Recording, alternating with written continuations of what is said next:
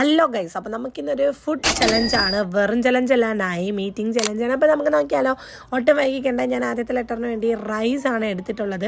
ഈ ലെറ്റേഴ്സ് എല്ലാം കൂട്ടി വെച്ച് അവസാനം ഏത് പേരാണ് കിട്ടിയതെന്ന് നിങ്ങൾ കമൻറ്റ് ചെയ്യണം കേട്ടോ. രണ്ടാമത്തെ ലെറ്റർ എക്ക് വേണ്ടിയിട്ട് ഞാൻ അൽഫാമാണ് എടുത്തിട്ടുള്ളത്.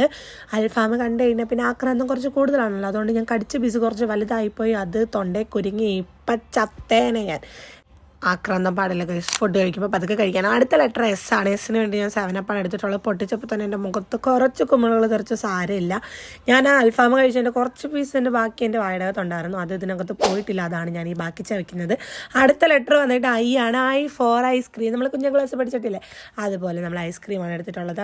അതിൻ്റെ അടപ്പിൽ പറ്റി പിടിച്ചിരിക്കുന്നത് പണ്ട് തൊട്ടേ ഇതിനുള്ള ശീലമായതുകൊണ്ട് മാറ്റാൻ പറ്റത്തില്ല ഗൈസ്. പണ്ടുള്ളവർ പറഞ്ഞിട്ടില്ലേ, ചൊട്ടയിലെ ശീലം ചൊടല വരെ വരെ, അതുകൊണ്ട് അത് നമുക്ക് മാറ്റാൻ പറ്റത്തില്ല. അങ്ങനെ ഞാൻ ഐസ്ക്രീമിന് അറഞ്ചും തരും. കാരണം ഇതെല്ലാം എനിക്ക് ഇഷ്ടമുള്ള സാധനങ്ങളാണ് ഞാൻ ചൂസ് ചെയ്തിട്ടുള്ളത്.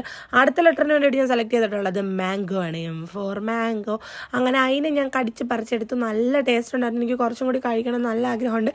ആക്ച്വലി ബേസിക്കലി മീറ്റിംഗ് ചലഞ്ച് കഴിക്കുമ്പോൾ ഫുള്ളായിട്ട് ഫുഡ് കഴിച്ച് തീർക്കണം. എന്നെ കൊണ്ട് അതിനുള്ള കെൽപ്പില്ലാത്തത് കൊണ്ടാണ് കുറേച്ചായിട്ട് കഴിച്ച് തീർക്കുന്നത്. ക്ഷമിക്കണം ഗൈസ്. അടുത്ത വന്നിട്ട് ഫോർ ഓറഞ്ച് ലേസാണ്. ഓറഞ്ച് കഴിക്കാമായിരുന്നു, എനിക്ക് ഓറഞ്ച് കഴിക്കാൻ ഇഷ്ടമല്ലാത്തത് കൊണ്ട് ഞാൻ ഓറഞ്ച് ലേസ് ചൂസ് ചെയ്തതാണ്.